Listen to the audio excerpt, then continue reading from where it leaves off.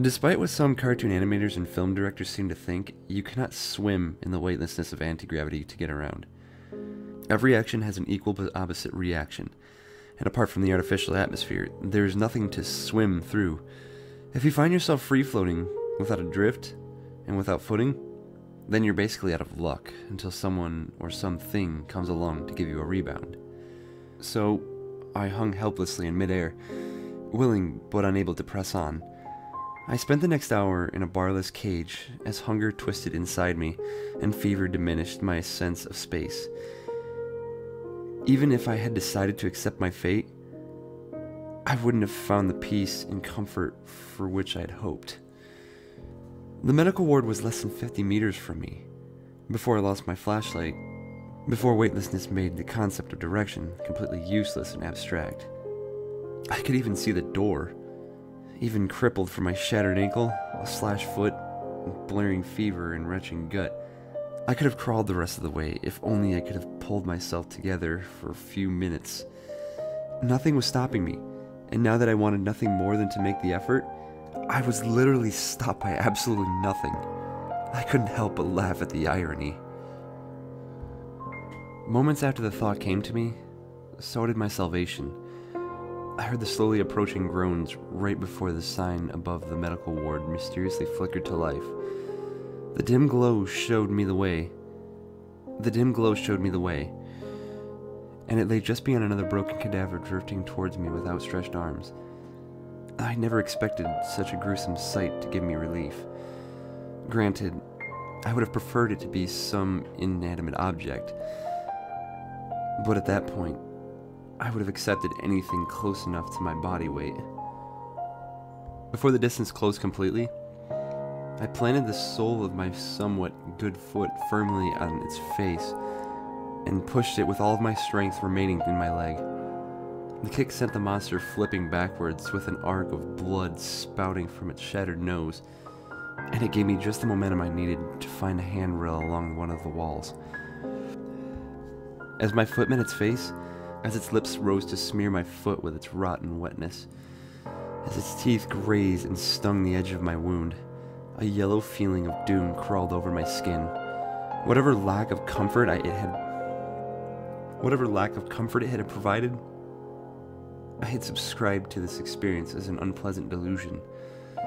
With that physical contact, that change of momentum, it all took a new level of chilling tangibility. I landed on my broken ankle, and it was the worst pain I'd ever felt in my life, but I ignored it. I couldn't let anything stop me. I had to keep moving. Slowly, carefully, I pulled myself hand over hand along the rail, ducking and dodging the vague silhouettes of hands and feet, ever closer to the signs of hope-giving light. I collided with several of the bodies around me along the way, and the impact threatened to throw me from my hold, but I persevered.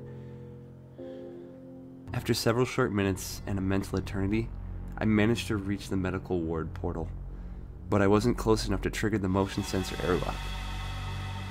Still clinging to the handrail, I flailed my legs towards the space before the door, hoping to evoke some sort of response. The door creaked and groaned against ages of rust, lurching open ever so slowly.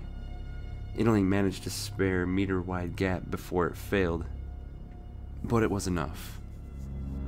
One final struggle, I squeezed and slid through the thin opening and found myself inside the medical ward.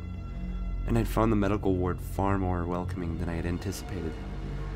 Not only was it built for ease of access to all systems by way of anti-gravity hand grips, but it also had its own backup generator.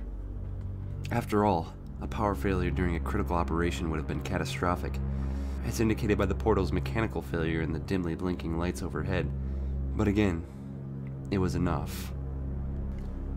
I scrambled about the room as quickly as I could, gathering surgical tools, antiseptics, anesthetics, a suture kit, and sanitation supplies. I strapped myself at the waist to one of the beds, then took a series of long, slow, deep breaths in preparation for the first step. Before I could take care of anything else, I had to reset my broken tibia. I injected a number of agents around the laceration, cut my hand over the exposed bone, bit down on a folded towel, and braced for the worst. I moved the bone as slowly as possible, trying my best not to pinch a nerve or rupture a blood vessel. Each slight push or pull was agony, and I shouted through clenched teeth into a muffling towel.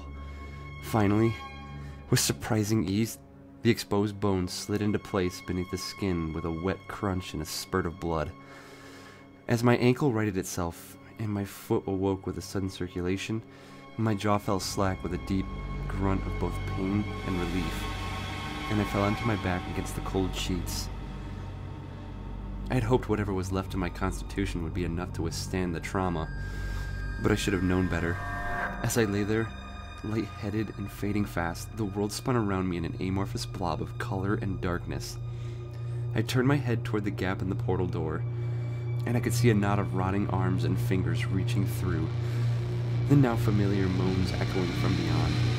For a moment, I thought I saw my son's sweet face amidst their collective shadow. Then, she appeared.